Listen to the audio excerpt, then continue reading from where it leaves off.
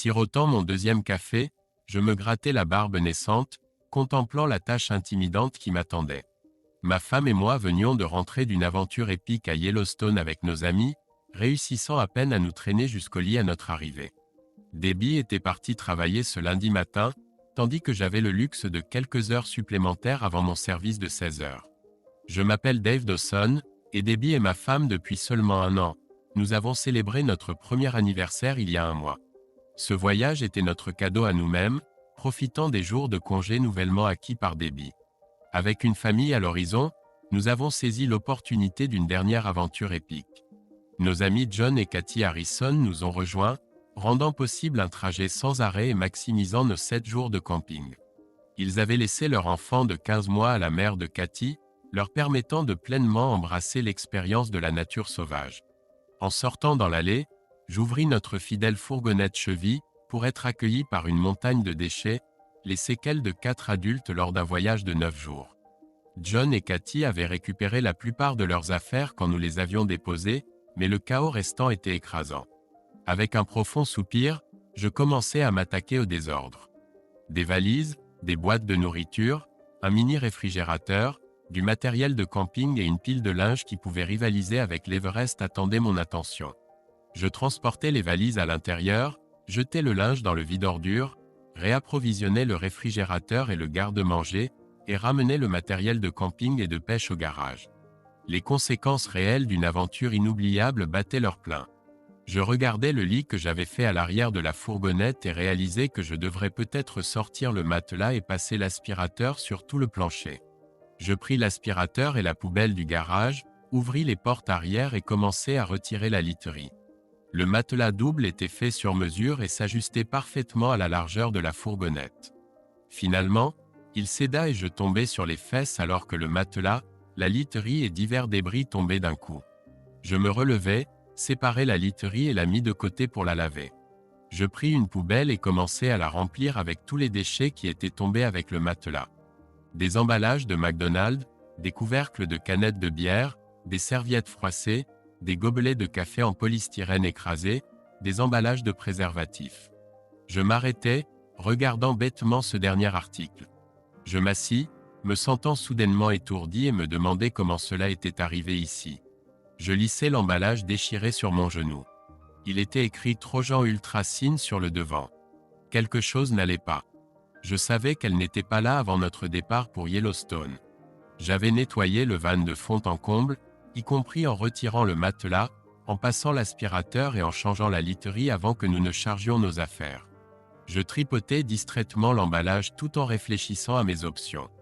Debbie avait arrêté de prendre la pilule il y a 1 mois. Nous avions décidé de fonder une famille dès qu'elle aurait terminé sa première année de travail. John et Cathy ne faisaient pas mystère du fait qu'elle prenait la pilule jusqu'à ce que leur petit garçon ait 2 ans. Ensuite, ils prévoyaient d'avoir un deuxième enfant. Je pensais que c'était peut-être une blague de mauvais goût. John avait parfois un sens de l'humour particulier, surtout après quelques bières. J'y réfléchis pendant quelques minutes. Puis je pris une poubelle et en déversai le contenu sur l'allée. Je me mis à fouiller dans les déchets, les examinant attentivement jusqu'à ce que je tombe sur une serviette froissée. Je la dépliai avec précaution. Sous la dernière couche de la serviette se trouvait un préservatif séché et froissé. Non, ce n'était pas une blague. Soudain, je me sentis nauséeux. Je me redressai brusquement et mis ma tête entre mes genoux, essayant de ne pas vomir. La logique était implacable. Premièrement, quelqu'un avait eu des rapports sexuels dans mon van en utilisant un préservatif, très probablement pour éviter une grossesse. Deuxièmement, ce quelqu'un n'était pas moi. Troisièmement, la seule femme de ce voyage qui risquait une grossesse était Debbie. Assis, recroquevillé, je réfléchis aux détails de notre voyage. La seule fois où John et Cathy avaient dormi dans le van, c'était sur la route. Quand nous installions le camp, ils montaient une tente pour 2 personnes avec un matelas gonflable et y dormaient. J'étais seul dans le van pendant notre séjour dans le parc. Nous avons passé la majeure partie de la semaine tous les 4 ensemble. Nous faisions des randonnées, de la natation ou du tourisme. Ensemble, sauf un jour. Vers le 4e jour dans le parc, je voulais aller à un petit lac situé à environ 8 km de la route. Il y avait une cascade là-bas et la rumeur disait qu'on y trouvait du bon poisson. J'ai décidé de prendre une canne à pêche et des appâts pour essayer de pêcher. Cathy était partante, mais Debbie a dit qu'elle était fatiguée et ne voulait pas y aller. John a suggéré qu'il reste avec Debbie et aille en ville pour acheter quelques provisions qui nous manquaient. Alors, après un déjeuner matinal, Cathy et moi sommes partis en randonnée. Plus de 5 heures s'étaient écoulées lorsque nous sommes finalement revenus à notre camp, fatigués mais heureux de notre excursion. Debbie et John avaient commencé à préparer le dîner sur notre petit réchaud à propane et buvaient de la bière. À en juger par le sac de bouteilles vides, ils en avaient bu plus que quelques-unes. Ils bavardaient joyeusement et Debbie riait, visiblement éméchée. J'ai vu Cathy froncer les sourcils en voyant cela. La consommation d'alcool de John posait parfois problème et, selon toutes les versions, ils se disputaient souvent à ce sujet. Debbie était inhabituellement affectueuse lorsque nous sommes allés nous coucher ce soir-là. Nous nous étions retenus jusqu'à présent car la tente de John et Cathy n'était qu'à quelques mètres. Il faisait si chaud que nous dormions avec les portes du van ouvertes, à l'exception du moustiquaire. Dès que nous sommes montés sur le lit, nous avons commencé à faire l'amour. Le lendemain matin, John m'a regardé avec un air suffisant comme s'il avait entendu ce que nous faisions la nuit précédente. Maintenant, je réalise que ce regard ressemblait plutôt à « Espèce d'imbécile, je viens de coucher avec ta femme et tu n'en as aucune idée ». Et la sensation nauséeuse que je ressentais dans mon ventre me disait que je commençais à le croire aussi. Je me suis levé et j'ai mécaniquement continué à nettoyer le van. Mais d'abord, j'ai soigneusement placé l'emballage et le préservatif froissé dans un sac et je l'ai caché dans le garage. Pourquoi? Je ne comprenais pas vraiment. Je ne pourrais peut-être pas me convaincre plus tard que j'ai simplement cru l'avoir trouvé. Je n'aimais vraiment pas la conclusion qu'il suggérait. Tout en nettoyant l'intérieur du van, puis en sortant le tuyau pour commencer à laver l'extérieur, mes pensées sont retournées 3 ans en arrière, lorsque Debbie et moi nous sommes rencontrés. Je venais d'avoir 20 ans et c'était le 2e semestre de ma 2e année à l'Université du Nord du Michigan. J'étudiais pour devenir ingénieur électricien et je réussissais bien, mais les problèmes d'argent me pesaient. Je n'avais jamais été éligible pour une bourse, alors j'avais payé les 2 dernières années avec l'argent que j'avais économisé en travaillant au lycée et dans des usines automobiles les 2 derniers étés. Mais l'argent s'épuisait. Je savais que je ne pourrais pas gagner assez d'argent pour ma 3e année l'été suivant et le travail à temps partiel que j'avais pendant l'année scolaire ne me procurait qu'un peu d'argent de poche. Maman et papa n'ont jamais pu m'aider beaucoup non plus. Nous étions catholiques et j'avais 3 frères et sœurs plus jeunes à la maison. Nos parents insistaient pour que nous allions tous à l'école paroissiale au moins jusqu'en 3e. Par conséquent, ils payaient encore les frais de scolarité pour les 2 plus jeunes. Ma sœur aînée étudiait au lycée public. À mon avis, j'avais 2 options. Commencer à contracter des prêts étudiants et obtenir mon diplôme avec une dette écrasante ou abandonner l'école pendant 2 ans et essayer d'économiser suffisamment pour obtenir mon diplôme. J'avais presque décidé qu'une pause serait une bonne idée. Les délais constants et les examens étaient devenus fatigants et j'en avais assez de vivre dans une chambre à 4 lits. Peu importe à quel point on essayait, on avait toujours au moins un colocataire désagréable. J'ai déjà écrit une lettre au bureau d'emploi de l'usine d'assemblage où j'ai travaillé l'été dernier pour me renseigner sur un poste. C'était vendredi soir et les examens de mi-session venaient de se terminer. Quelques-uns d'entre nous du dortoir avons décidé de traverser péniblement quelques pieds de neige pour aller à une fête hors campus pour célébrer. C'était l'une de ces fêtes typiques de dortoirs universitaires avec des fûts de bière. Toute la bière que vous pouvez boire. Les gars payaient 5 $ et les filles entraient gratuitement. La musique était forte, il y avait de la danse dans certaines pièces et des jeux à boire dans d'autres. Avant la fin de la nuit, quelques gars ont de la chance et couchent dans l'une des chambres à l'étage. J'ai eu quelques rendez-vous occasionnels pendant mes études, mais je n'ai pas eu de petite amie sérieuse depuis le lycée. Le programme d'ingénierie était exigeant et je travaillais toujours à temps partiel. Le peu de temps libre que j'avais, je le pâchais dans le bâtiment des sports intramuros à jouer au basket ou parfois au racquetball. Quand nous sommes rentrés, l'un de mes colocataires, Josh, a pointé du doigt un groupe de personnes dans le coin et j'ai simplement hoché la tête en disant que j'allais lui chercher une bière. Je me suis frayé un chemin à travers des groupes de jeunes qui dansaient ou parlaient, essayant de ne pas renverser les 2 gobelets en plastique que j'avais obtenus du gars au fût. Finalement, j'ai remarqué Josh qui parlait à 2 filles à l'autre bout de la pièce. Quand je me suis approché de lui, il a tendu la main, a attrapé l'un des gobelets et a dit « Dave, Je veux te présenter Miranda. Nous sommes ensemble en écho 202 et voici sa colocataire Debbie. Voici Dave. J'ai souri à Miranda, une jolie brune, et lui ai tendu la main. Salut Miranda, ravi de te rencontrer. Puis je me suis tourné vers sa colocataire, j'ai tendu la main et je me suis figé. Debout devant moi se trouvait l'une des plus belles filles que j'ai jamais vues. Elle avait de longs cheveux blonds roux et des yeux verts qui trahissaient son héritage irlandais, un sourire qui illuminait la pièce et des lèvres sensuelles qui ne demandaient qu'à être embrassées. Même avec un jean, un sweat à capuche et une écharpe d'hiver autour du cou, il était évident qu'elle avait de sérieuses courbes en dessous. J'ai finalement repris mes esprits en entendant Josh, Miranda et Debbie rire de moi. J'ai rougi et me suis excusé. Oh, désolé, je ne voulais pas être impoli. Je n'ai pas pu m'en empêcher. J'ai regardé Debbie droit dans les yeux et j'ai lâché. Mais tu es la plus belle fille que j'ai jamais rencontrée. C'était maintenant à son tour de rougir. Eh bien, merci, Ken. La fille ne peut pas entendre ça. Et elle a ri. Josh a dit, vous savez que vous êtes pratiquement voisins chez vous. Debbie est de DeWitt. Pas de blague, je suis d'Okemos. Tu es allé au lycée de DeWitt? Non, j'ai fréquenté le lycée catholique Gabriel. Elle a dit, je suis catholique aussi, mais mes parents n'avaient pas les moyens de m'y envoyer.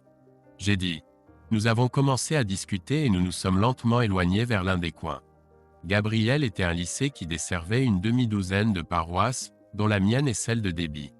Beaucoup de mes amis de mon lycée catholique y étaient allés.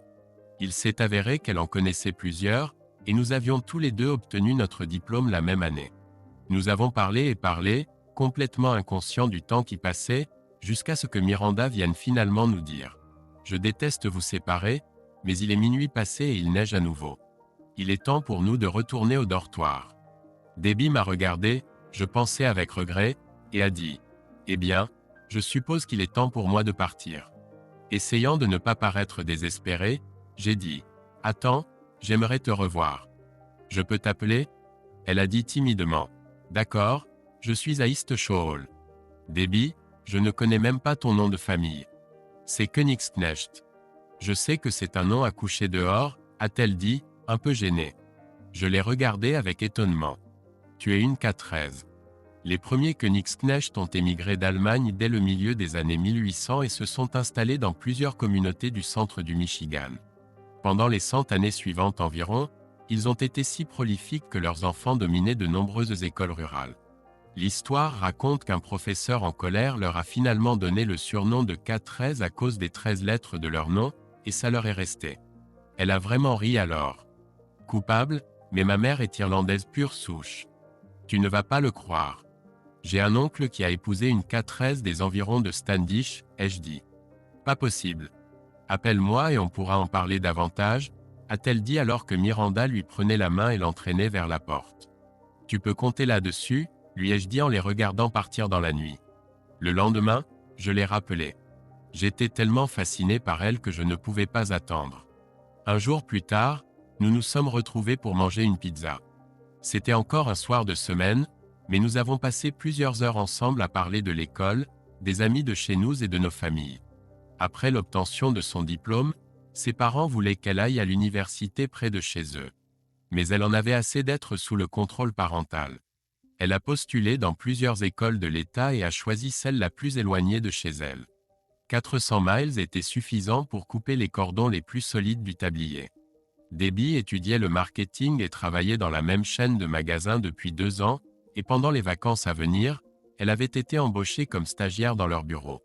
Elle a fréquenté l'université grâce à une bourse partielle et des prêts étudiants, faisant de sa réussite académique une priorité. Elle avait 2 sœurs, une aînée et une cadette. Ses parents payaient encore pour que sa plus jeune sœur aille au lycée, tandis que l'aînée fréquentait une université publique près de Détroit. Ainsi, ils étaient très limités et ne pouvaient fournir qu'une aide restreinte. Elle a avoué qu'elle était pom-pom girl dans l'équipe principale au lycée, mais n'avait jamais passé d'audition à l'université. Elle adorait l'eau et avait passé ses 2 derniers étés de lycée comme maître nageuse dans un country club local. Apparemment, ses parents étaient assez stricts avec elle et ses sœurs. Elle semblait n'avoir pas eu le droit de sortir beaucoup au lycée. J'ai appris plus tard par Miranda, via Josh, qu'elle rattrapait le temps perdu depuis son entrée à l'université. Elle avait des garçons qui faisaient la queue pour sortir avec elle. Elle rencontrait quelqu'un 1 ou 2 fois par semaine, mais la relation n'était pas permanente. J'étais déterminé à me rapprocher d'elle. Je l'ai invitée à nouveau et nous sommes sortis régulièrement pendant le reste du semestre. Nous passions toujours un excellent moment. Elle avait un merveilleux caractère et un grand sens de l'humour. Je pouvais l'écouter pendant des heures. Elle adorait les fêtes universitaires et nous buvions quelques bières et dansions un peu. À mesure que le temps se réchauffait, j'ai pu la voir autrement qu'en bottes et sweatshirt trop grands. Mon Dieu, elle était bien faite. Quand je l'ai vue pour la première fois en débardeur et short, j'ai commencé à douter de moi. Je veux dire, Debbie était un mannequin. Que faisait-elle à sortir avec moi? Elle mesurait environ 1,70 m, pesait 50 kg, avec une taille fine, des hanches légèrement évasées, des seins fermes et des jambes à tomber. En comparaison, je mesurais juste un peu plus d'1,80 m et pesais 86 kg. J'avais les cheveux bruns, les yeux marrons et des traits réguliers mais ordinaires. J'étais en bonne forme grâce à l'exercice régulier, mais mon apparence pouvait être décrite au mieux comme trapue. J'avais la peau un peu foncée, mais je ne me démarquais pas de la foule. Nous sommes sortis ensemble jusqu'à la fin du semestre, environ 6 semaines plus tard, mais pendant tout ce temps, je savais qu'elle voyait aussi d'autres garçons. Après le deuxième rendez-vous, nous sommes passés au stade des baisers. Et les dernières fois où nous sommes sortis, nous avons eu des séances de baisers intenses avec quelques caresses. Elle semblait aussi excitée que moi de continuer et j'espérais que ce fait l'encouragerait à arrêter de voir d'autres gars.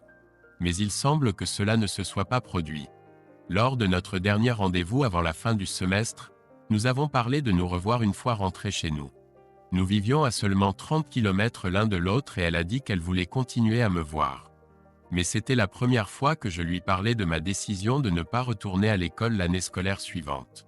Quand elle a réalisé que j'étais sérieux, elle a semblé s'arrêter et me regarder attentivement.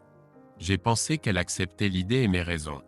Mais plus tard dans la soirée, au lieu de nous blottir quelque part un moment, elle a annoncé qu'elle devait étudier pour son examen final. Après avoir porté cette tension toute la soirée, je l'ai ramenée à l'auberge. Elle m'a rapidement embrassé, m'a serré dans ses bras et est rentrée en courant sans dire un mot sur le fait que je l'avais appelée quand nous étions rentrés. Perdu dans mes pensées, je suis retourné à Palour au dortoir, me demandant ce qui s'était passé. Après mon dernier examen et avant de quitter le campus, j'ai essayé de l'appeler, mais une de ses colocataires a dit qu'elle n'était pas là. Je savais que ses parents étaient venus la chercher et j'ai pensé qu'ils étaient peut-être partis quelque part. Retourner chez ses parents et ses frères et sœurs est toujours une nécessité, mais nous semblions avoir réussi à gérer cela. Et le lendemain de mon retour à la maison, j'ai recommencé à travailler à l'usine. J'ai eu la chance d'obtenir un poste au contrôle qualité pour l'équipe de jour. Au moins pour les 90 premiers jours, après quoi je passerai probablement à l'un des autres quarts. J'ai essayé d'appeler les parents de Debbie quelques fois le soir, mais ils disaient toujours qu'elle n'était pas à la maison. J'ai laissé mon numéro, mais j'avais l'impression qu'elle m'évitait. Cette pensée me brisait le cœur, mais je soupçonnais que si je continuais à insister, cela ne finirait pas mieux. Environ une semaine plus tard, j'ai été surpris quand ma mère m'a passé le téléphone en disant que c'était quelqu'un nommé Debbie. Quand j'ai répondu, Debbie s'est excusée de m'avoir manqué les premières fois que j'avais appelé et espérait que je n'étais pas fâché contre elle. Je l'ai assuré que ce n'était pas le cas. Nous avons un peu parlé des examens finaux et de nos nouveaux emplois.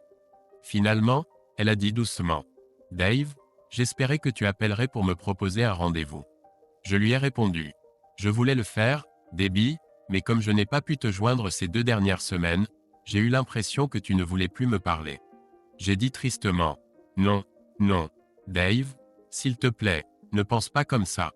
J'admets que j'étais un peu contrarié quand tu m'as dit que tu ne retournais pas à l'école.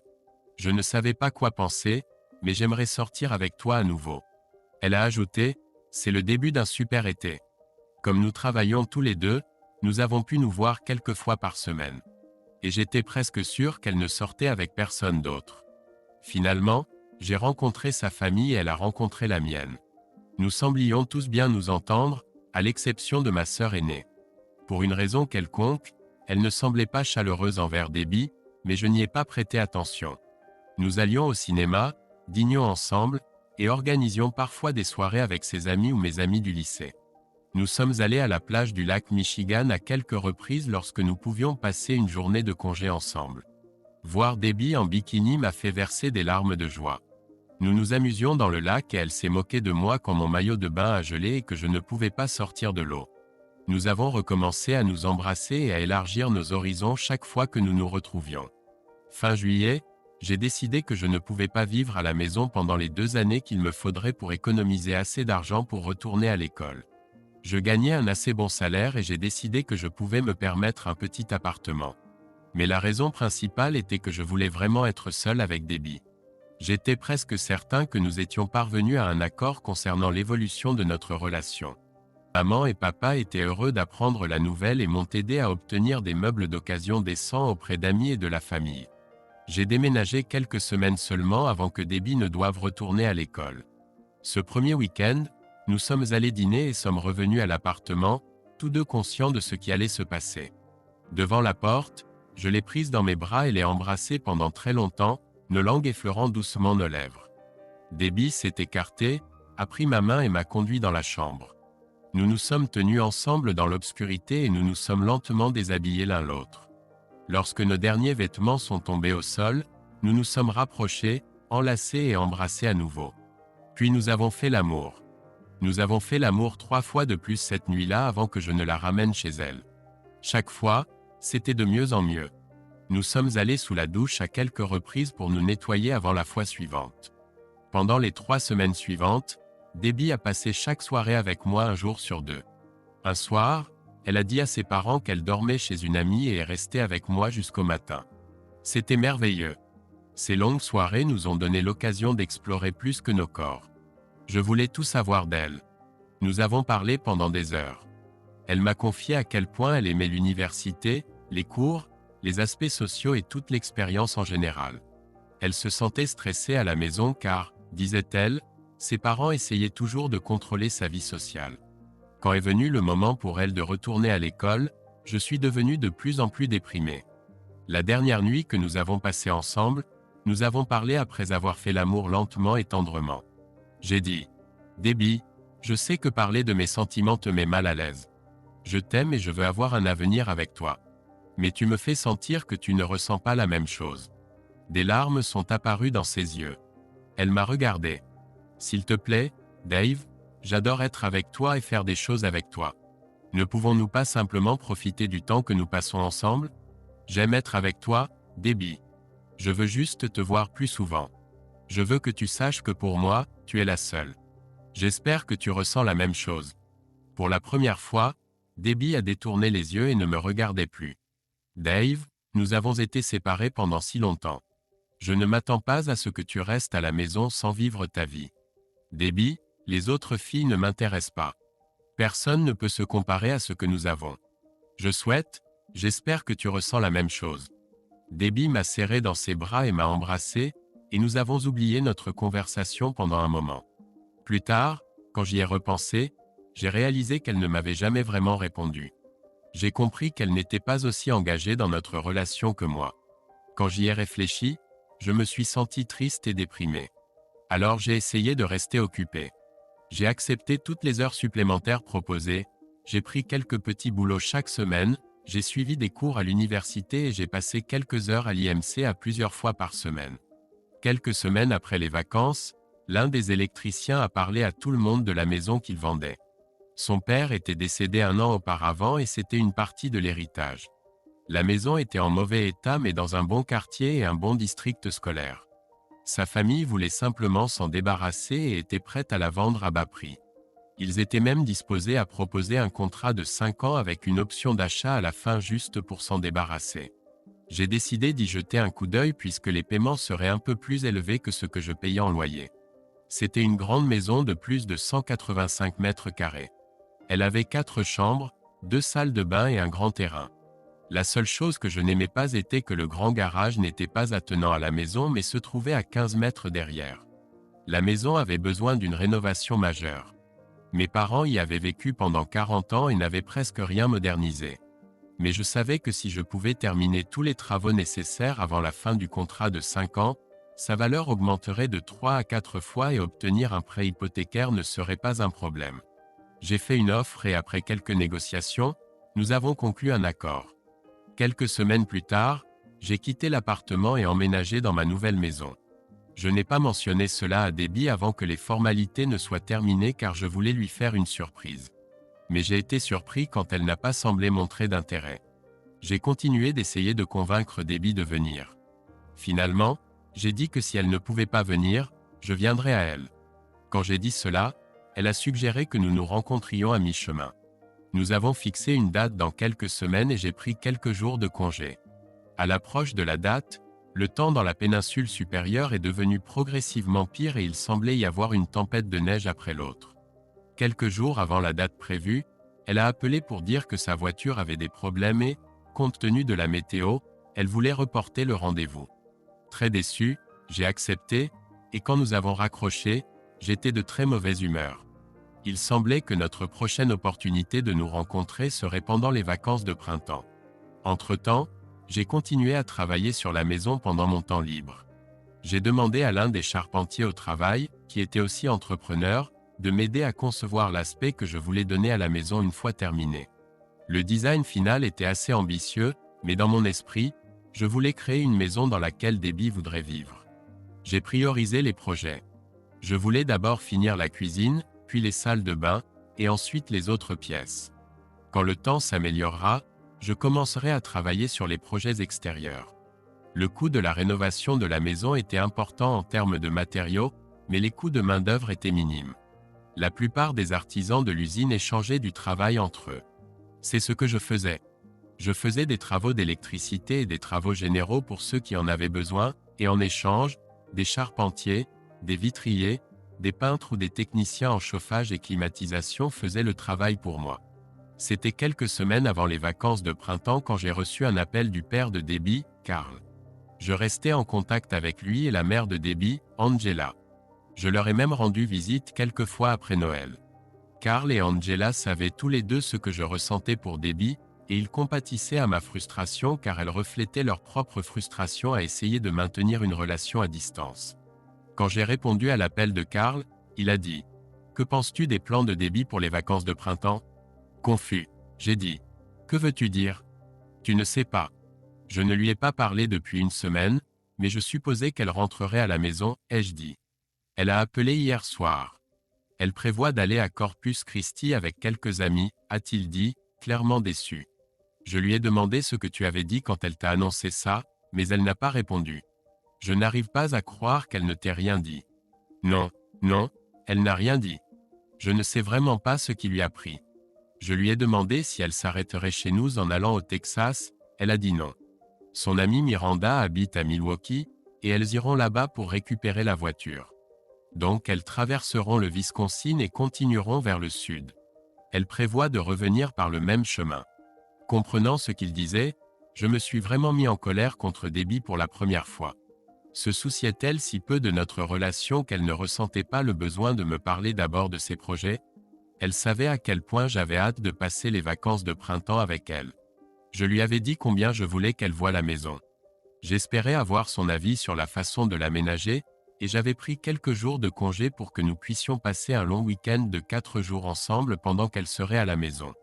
Frustré, j'ai dit « On dirait qu'elle a fait son choix, Carl.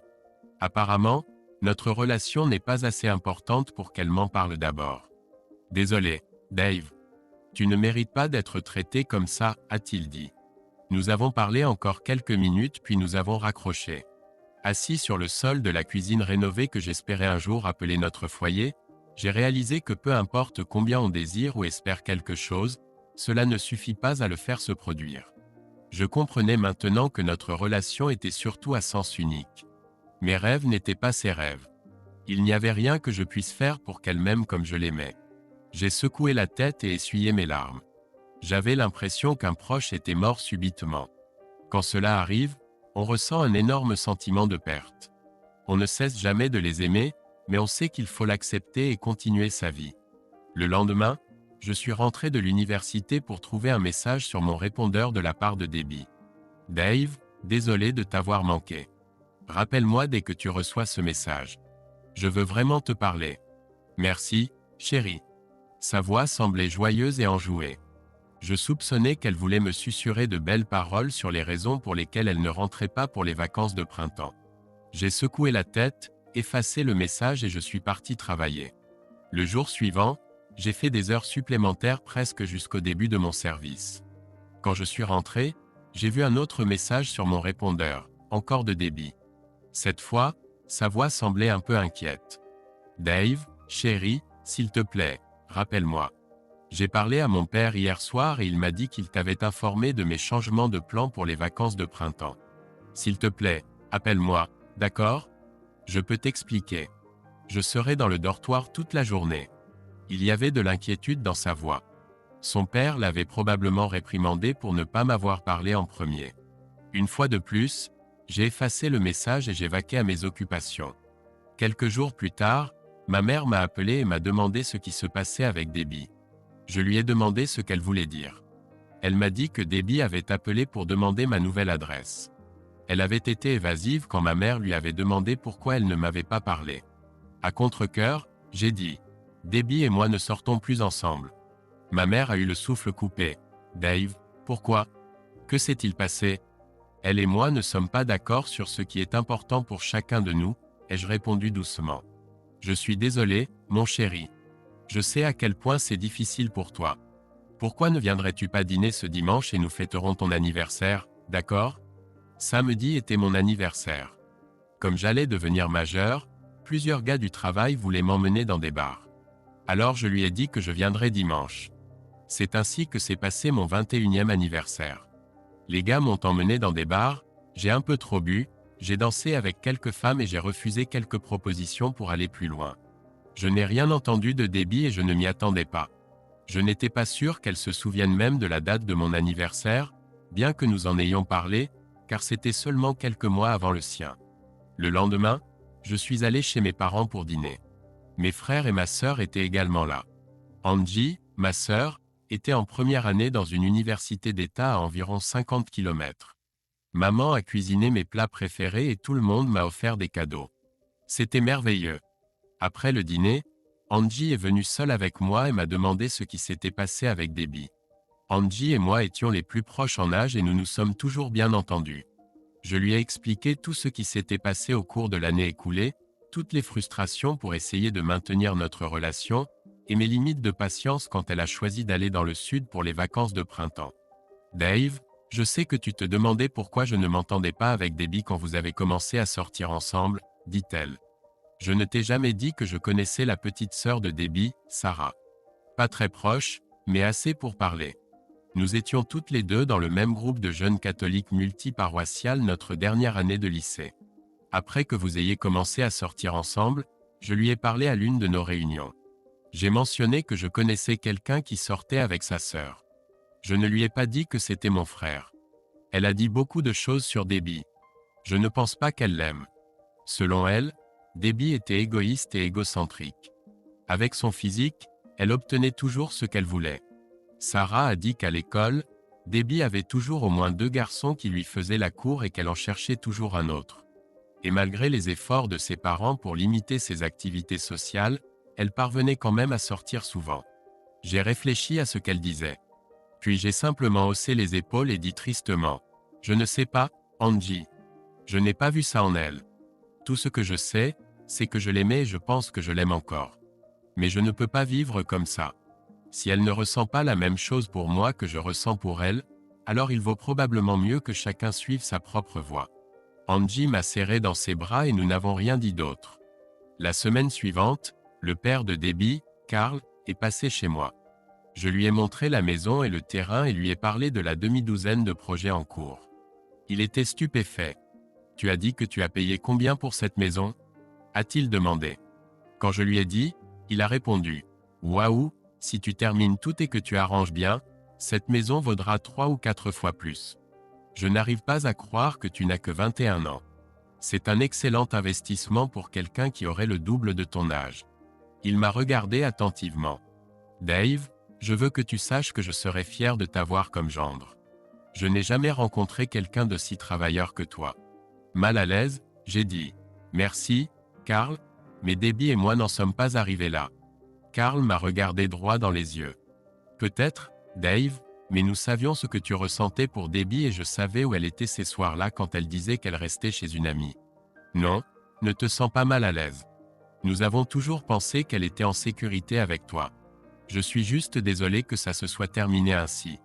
J'ai simplement haussé les épaules et changé de sujet, mais en partant, il a dit « Je ne pense pas que ça t'importe », mais elle a appelé et dit qu'elle était arrivée à Corpus Christi. D'accord. Puis il est parti. Ma routine n'a pas beaucoup changé au cours des mois suivants. Travail à l'usine, tâches ménagères, petits boulots, quelques heures de cours universitaires les mardis et jeudis, basket à l'IMC les lundis, mercredis et vendredis matin. La seule chose qui a changé, c'est qu'avec le réchauffement du temps, j'ai commencé à faire des projets extérieurs, mais j'étais satisfait de l'avancement des travaux sur la maison. Je constate que plus je travaille dur, mieux je dors la nuit.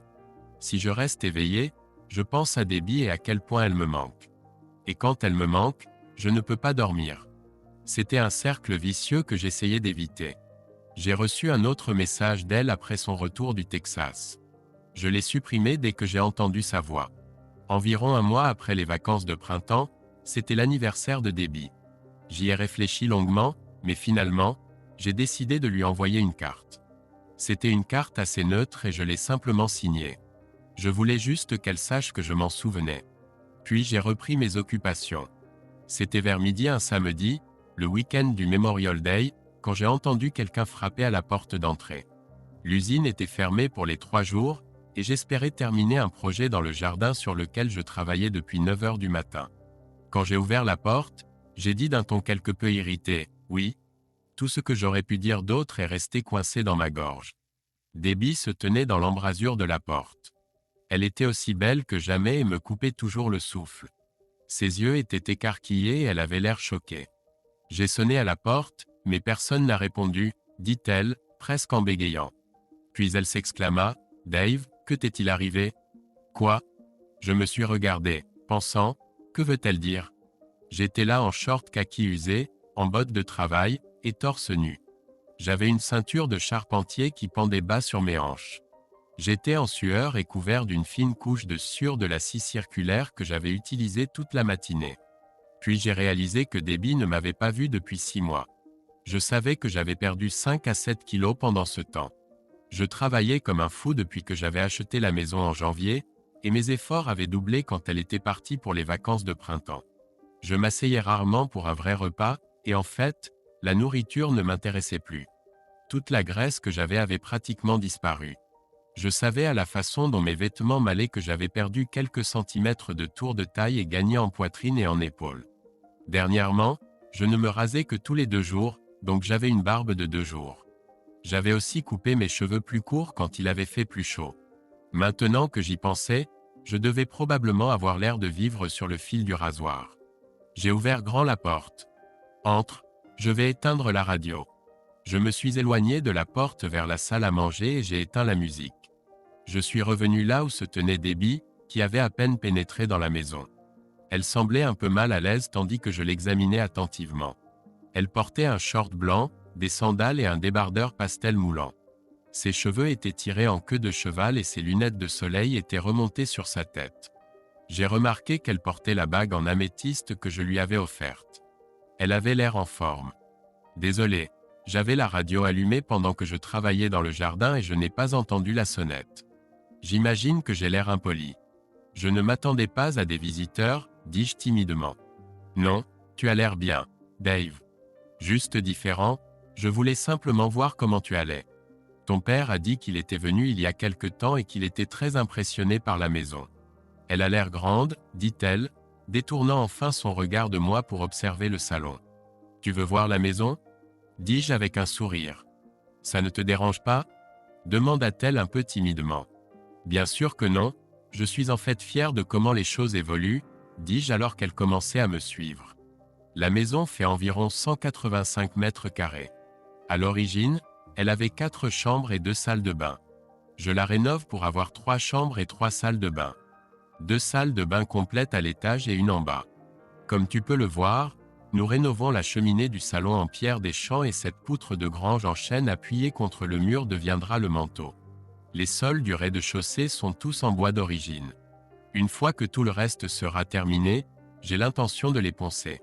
Nous avons traversé la salle à manger et j'ai montré les plans sur la table de la cuisine. Un ami constructeur a dessiné le plan selon mes souhaits. Je pense que ça prendra plus d'1 an pour tout terminer. Je l'ai conduite à la cuisine, qui était la seule pièce terminée. Elle avait tous les nouveaux appareils, des comptoirs en marbre et de nouvelles armoires. La cuisine est en fait la seule pièce entièrement terminée, jusqu'à la peinture, dis-je. Elle est magnifique, dit-elle en passant ses mains sur le marbre. Montons à l'étage avant que je te montre le jardin. Nous avons monté les escaliers et parcouru le couloir.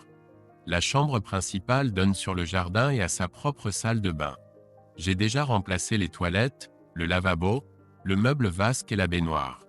Il ne reste plus qu'à poser le revêtement de sol et peindre les murs, dis-je en la faisant passer devant mon lit queen size recouvert d'un vieux couvre-lit rustique. Je me suis retourné pour la regarder et j'ai vu qu'elle observait la table de chevet. À côté du téléphone et de la lampe de chevet se trouvait une photo d'elle de 13 sur 18 cm. Elle me l'avait offerte pour Noël. Elle a finalement détourné son regard et a observé la salle de bain. « Waouh, un jacuzzi ?» dit-elle. « Oui. » J'ai ignoré la remarque évidente qu'il était assez grand pour deux.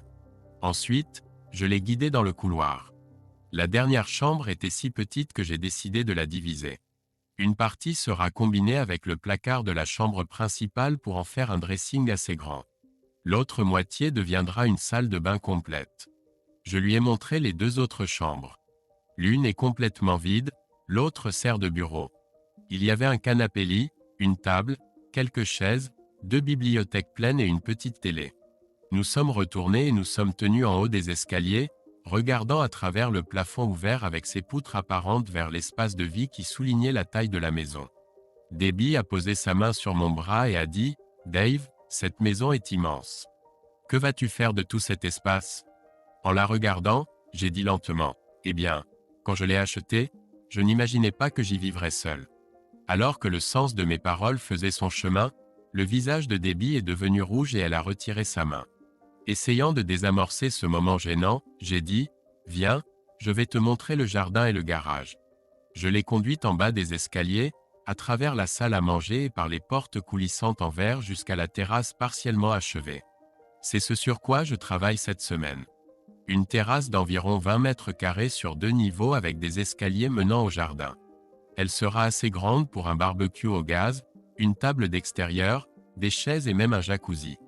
Et je prévois de construire une clôture pour intimité qui enclosera environ 185 mètres carrés de jardin, suffisamment grand pour y mettre une piscine un jour. Je l'ai menée au garage, qui était à 15 mètres de la maison. Je sais que ce n'est qu'un garage 1 place et demie, mais avec un grand espace de rangement dans le grenier. Je prévois de construire un grenier du côté face à la maison et d'en faire un atelier. En gros, c'est tout sauf le sous-sol, qui a aussi beaucoup d'espace pour une salle de jeu équipée. Debbie a lentement regardé autour du garage, de la maison et du jardin. Eh bien, Dave, il est évident que tu es fier de ce que tu fais et je comprends pourquoi. Mais comment peux-tu te permettre tout ça? Je me suis gratté le cou et j'ai souri. Eh bien, je ne paye pas beaucoup de main-d'œuvre. Je fais la plupart des travaux moi-même ou j'échange des services avec d'autres gars du métier. Et j'obtiens des réductions sur les matériaux. Et honnêtement, je n'ai pas grand-chose à dépenser à part pour cette maison. Je vois, a-t-elle dit d'un air pensif. Nous avons bavardé en descendant l'allée jusqu'à sa voiture. Dave, merci pour la carte d'anniversaire. C'était gentil de ta part de t'en souvenir, a-t-elle dit doucement. J'ai simplement souri et hoché la tête. Elle a commencé à monter dans la voiture, mais s'est arrêtée et m'a regardé. Dave, maman et papa m'ont demandé de t'inviter à dîner lundi. Papa fera un barbecue. Ce sera juste la famille et probablement les petits amis de ma sœur. J'ai mis mes mains dans mes poches et j'ai regardé le sol, y réfléchissant. Finalement, j'ai levé les yeux vers elle et j'ai dit « Ce ne serait pas gênant pour toi que je sois là ?» Je veux dire, non, Dave, ça signifierait beaucoup pour moi si tu venais. S'il te plaît, dit-elle en me regardant dans les yeux.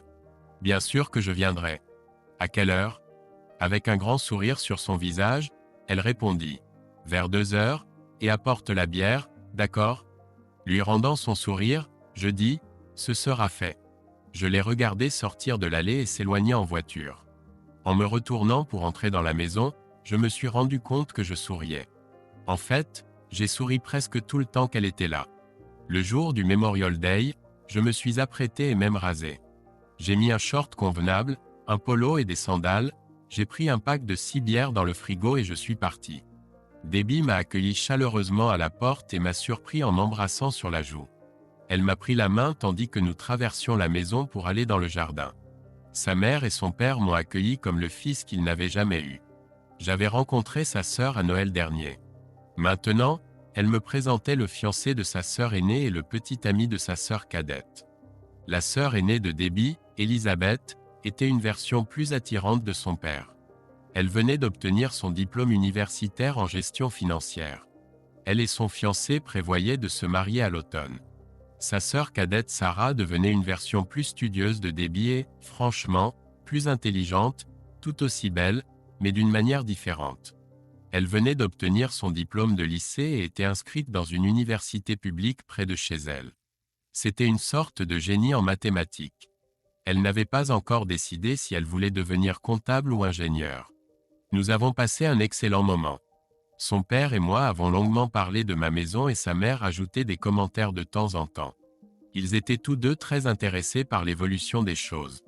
Debbie ne disait rien, mais ses sœurs écoutaient attentivement et donnaient des conseils de temps à autre. Sarah et Debbie aidaient avec la nourriture et de temps en temps, je remarquais qu'elles me regardaient toutes les deux en chuchotant.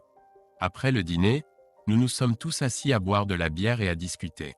J'ai remarqué qu'il n'y avait aucune discussion sur les vacances de printemps ou le Texas. J'ai demandé à Debbie si elle avait vu Josh cette année scolaire. Nous avions perdu contact et je me demandais comment il allait. Elle a dit qu'elle ne l'avait vu qu'une fois le semestre dernier, mais que Miranda le voyait de temps en temps et l'avait même rencontré quelques fois. Quand il s'est fait tard, j'ai dit qu'il était probablement temps pour moi de rentrer chez moi. J'ai remercié Carl et Angela pour le dîner, j'ai dit au revoir à tout le monde et je me suis dirigé vers la porte. Debbie s'est levée d'un bond, s'est approchée et a chuchoté quelque chose à sa mère, puis a dit « Je vais t'accompagner jusqu'à la voiture ». Elle m'a pris la main et nous avons marché jusqu'à ma voiture où nous nous sommes arrêtés. Elle m'a regardé et a dit « Dave, pouvons-nous parler quelques minutes ? Il y a un petit parc au bout de la rue. Il y a quelques tables de pique-nique là-bas et personne ne nous dérangera. » Soupçonnant que cela allait probablement arriver quand j'ai été invité à dîner, j'ai simplement hoché la tête et nous avons continué à marcher dans la rue. Nous avons bavardé de choses sans importance jusqu'à ce que nous arrivions au parc. Nous nous sommes assis face à face. Ils sont tous deux restés silencieux et Debbie s'agitait nerveusement jusqu'à ce qu'elle croise finalement les bras et me regarde. « Dave, je veux m'excuser pour ce que je t'ai fait pendant les vacances de printemps. C'était mal, je le sais. J'aurais dû en discuter avec toi, mais je voulais éviter la confrontation. Et quand tu n'as pas répondu à mes appels, j'ai pensé à t'écrire, mais je ne savais pas quoi dire. Quand l'opportunité de partir s'est présentée, tout ce à quoi je pouvais penser, c'était qu'il ne me restait que 2 ans d'université et que ce serait peut-être ma dernière chance de le faire. C'était égoïste, je le sais. Je n'ai pas pensé à ce que tu ressentirais. Je savais que tu serais mécontent de moi, mais je ne pensais pas que tu me raillerais de ta vie. Elle m'a regardé avec des larmes dans les yeux. Je comprends. Eh bien, tu as fait un choix sur ce qui est important pour toi. J'ai été blessé et déçu, mais cela m'a montré où est ma place, ai-je dit calmement. J'ai haussé les épaules, mais c'est du passé maintenant et nous aussi. Nous pouvons tous les deux aller de l'avant. Elle s'est mise à pleurer ouvertement. Mais Dave, je ne veux pas te quitter. S'il te plaît, tu me manques et je veux être avec toi. Rompre, Debbie, nous n'avons jamais été ensemble. Chaque fois que j'essayais de me rapprocher de toi, tu me tenais à distance. Tu as clairement montré que tu valorises ton indépendance plus que notre relation. Si tu ne ressens pas ça pour moi, si je viens vers toi, il vaut mieux l'accepter et passer à autre chose. Elle a baissé les yeux sur ses mains. Je sais, Dave, j'avais peur de m'engager. J'avais l'impression que tu me pressais. Ces derniers mois sans toi m'ont beaucoup appris. J'ai réalisé que je t'aime et j'espère que tu m'aimes encore. J'ai tendu les bras à travers la table et j'ai pris ses mains dans les miennes. Debbie, je n'ai jamais cessé de t'aimer. J'ai juste réalisé que je ne pouvais pas vivre sans être aimé en retour. Debbie m'a regardé à travers ses larmes. Pouvons-nous réessayer, Dave? J'y ai réfléchi pendant quelques minutes, mais j'ai immédiatement réalisé que c'était ce que je voulais le plus au monde. Je travaille la nuit, tu travailles le jour. Ce sera difficile de se fréquenter, ai-je dit. Peu importe, Dave. Tout ce que tu veux faire me convient, a dit Debbie en serrant fort mes mains. Je pense que je peux renoncer aux heures supplémentaires samedi soir. Planifions quelque chose pour samedi ou samedi soir, d'accord? Ce serait formidable, Dave, dit-elle en souriant et en essuyant les larmes de ses yeux. C'était le début de notre réconciliation. Les choses ont été lentes pendant les premières semaines, mais après cela, nous étions à nouveau inséparables. Pendant la semaine, j'étais toujours complètement absorbé par le travail et les projets autour de la maison. Mais nous passions les week-ends ensemble. J'ai renoncé à autant d'heures supplémentaires le week-end que possible pour passer plus de temps avec elle. Et le sexe était génial. Tout ce qu'on dit sur le sexe de réconciliation est vrai. C'était encore mieux qu'avant. Debbie a commencé à rester chez moi les week-ends. Je ne sais pas ce que ses parents en pensaient, mais je sais qu'ils étaient heureux que nous soyons de nouveau ensemble. J'ai impliqué Debbie dans le choix de la peinture, des tapis et des rideaux pour la maison. Elle avait aussi un excellent goût en matière d'aménagement paysager. Elle a commencé à venir 2 ou 3 fois par semaine pendant que j'étais au travail pour terminer un projet sur lequel elle m'aidait. Quelquefois, je suis rentré du travail et je l'ai trouvée endormie dans mon lit. Inutile de dire que ces matins-là, elle appelait le travail pour dire qu'elle était malade. L'été est passé à toute vitesse. La voiture que je conduisais depuis plusieurs années commençait à me poser des problèmes d'entretien. Je l'ai échangée contre une camionnette presque neuve. Quelques week-ends vers la fin de l'été, Debbie et moi l'avons chargée et sommes allés camper le long du lac Michigan. Le dernier jour de congé avant que Debbie ne doive retourner à l'école, nous avons tous les deux pris notre vendredi et sommes allés au parc d'État de Wilderness pour 3 jours. Le samedi, nous étions allongés sur la plage, profitant du soleil après une baignade vivifiante dans le lac Michigan. Allongé là, j'ai commencé à caresser doucement son visage et son cou et à embrasser son oreille. Elle s'est tournée et m'a souri. « Oh mon Dieu, Dave, tu n'en as pas eu assez hier soir? Je ne peux jamais avoir assez de toi, Debbie, ai-je dit. » Elle s'est tournée vers moi et nous nous sommes allongés face à face, nous embrassant tendrement. « Debbie, veux-tu m'épouser? » ai-je dit. « Qu'est-ce que tu as dit? » haleta-t-elle en s'éloignant de moi. Je me suis assis et j'ai sorti la boîte de notre sac de plage. Je l'ai ouverte et la lui ai apportée. « Je pense que tu m'as entendu, Debbie. Veux-tu m'épouser? » Elle s'est assise et a regardé la bague avec un diamant de 3/4 de carat dans la boîte. « Oh mon Dieu, Dave, elle est magnifique. » Je l'ai sortie et l'ai mise à son doigt. « Cela veut-il dire oui? » « Oui, Dave. Je t'aime, vraiment. » Nous avons passé le reste du voyage à parler de mariage et de vie de famille. Nous étions tous les deux d'accord qu'il valait mieux attendre qu'elle finisse ses études. Nous avons donc décidé de fixer une date pour l'été prochain, probablement fin juillet ou août. Nous savions tous les deux que nous voulions des enfants, mais avons décidé d'attendre que Debbie soit établie dans sa carrière. J'ai pris ma soirée avant que Debbie ne doive retourner à l'école. Debbie, mes parents et moi sommes allés dîner pour célébrer nos fiançailles. 3 femmes ont convenu de se rencontrer le jour de Noël pour planifier leur mariage. Debbie et moi avons convenu de fixer une date d'ici là. Cette nuit-là, Debbie est restée avec moi et nous avons parlé doucement jusqu'au matin. Cette fois, nous avons définitivement décidé de nous voir au moins une fois par mois pendant l'année scolaire. J'ai proposé d'aller la voir, mais elle a dit qu'elle préférait venir chez nous ou que nous nous rencontrions à mi-chemin entre l'école et la maison. Pour sa dernière année de lycée, Debbie prévoyait de vivre hors du campus. Quelques amis, dont Miranda, l'ont invitée à louer une maison avec eux. Sa part du coût serait légèrement supérieure aux frais de l'internat. Elle a dit qu'elle en avait assez de vivre sur le campus et que, comme elle avait une voiture, se rendre au cours ne serait pas un problème. Le lendemain, je l'ai embrassée pour lui dire au revoir et je l'ai regardée charger sa voiture et partir vers le nord. Elle avait à peine quitté la rue que je la regrettais déjà. Je suis revenu à la routine de l'année dernière. Maintenant, j'avais pour objectif de terminer la maison à temps pour notre mariage. Les week-ends, j'essayais de me détendre un peu et de passer plus de temps avec ma famille. Presque tous les dimanches, j'avais des invitations permanentes à dîner soit chez mes parents, soit chez les parents de Debbie. Pour être équitable, j'alternais chaque semaine. La sœur cadette de Debbie, Sarah, était à l'université et vivait à la maison, donc elle était généralement là pour le dîner aussi. Quand elle était là, Nous avions toujours des conversations intéressantes et nous nous amusions bien. Debbie est rentrée le week-end de septembre pour le mariage de sa sœur aînée. Comme prévu, elle et Sarah étaient demoiselles d'honneur. Le mariage s'est déroulé sans accroc majeur et tout le monde s'est bien amusé. Debbie et moi avons dansé, bu et ri toute la nuit à la réception. Quand octobre est arrivé, Debbie et moi prévoyions de nous rencontrer à la fin du mois. Quelques jours avant, elle a appelé et dit qu'ils avaient une tempête de neige précoce et que la voiture avait des problèmes de frein. Elle ne pensait pas pouvoir venir. J'ai dit que je viendrais la voir et resterais avec elle. Elle a dit non, qu'elle préférait reporter notre rencontre au week-end suivant. Elle réparera la voiture et s'assurera que le temps s'améliore. J'ai changé ma réservation pour un hôtel à Mackinac City.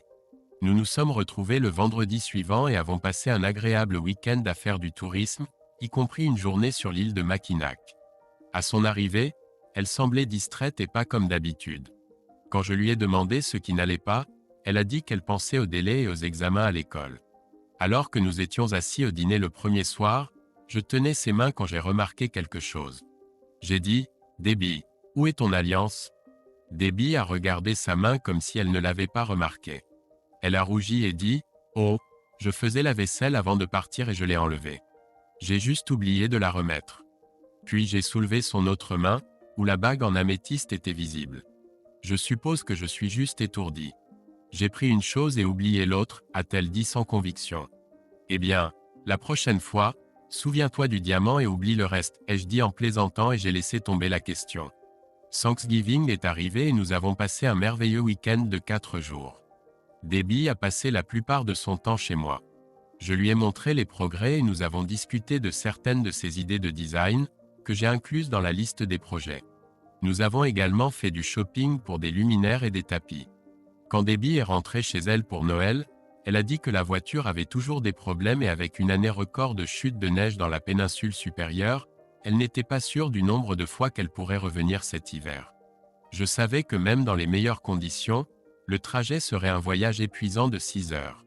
Son père et moi avons examiné la voiture et avons décidé que ça ne valait pas la peine d'investir beaucoup d'argent dedans. J'ai fini par acheter une Jeep de 2 ans encore sous garantie. Le mécanicien l'a vérifiée et a dit qu'elle était en bon état. Je l'ai donnée à Debbie et lui ai dit qu'elle n'avait maintenant plus d'excuses pour ne pas rentrer à la maison. Je l'ai dit en plaisantant, mais elle n'a pas trouvé ça drôle. Debbie et les mamans ont finalisé leur plan de mariage. La date était fixée, l'église paroissiale et la salle de réception étaient réservées. Elles ont commencé à travailler sur tous les autres détails et j'étais content que tout ce que j'avais à faire était de mettre un smoking et de me présenter. Je suis allé retrouver Debbie à Saint-Ignace pour le week-end de la Saint-Valentin. Il faisait trop froid et il y avait trop de neige pour faire quoi que ce soit d'autre qu'admirer la beauté sauvage de la côte et la vue sur le pont. Mais j'avais réservé une chambre d'hôtel avec un jacuzzi et nous étions plus que contents de passer la plupart de notre temps là-bas, rattrapant les 6 semaines que nous avions passées séparés. Fin de la partie 1. Merci de nous soutenir avec le bouton « J'aime » et de partager vos réflexions sur l'histoire dans les commentaires. Merci.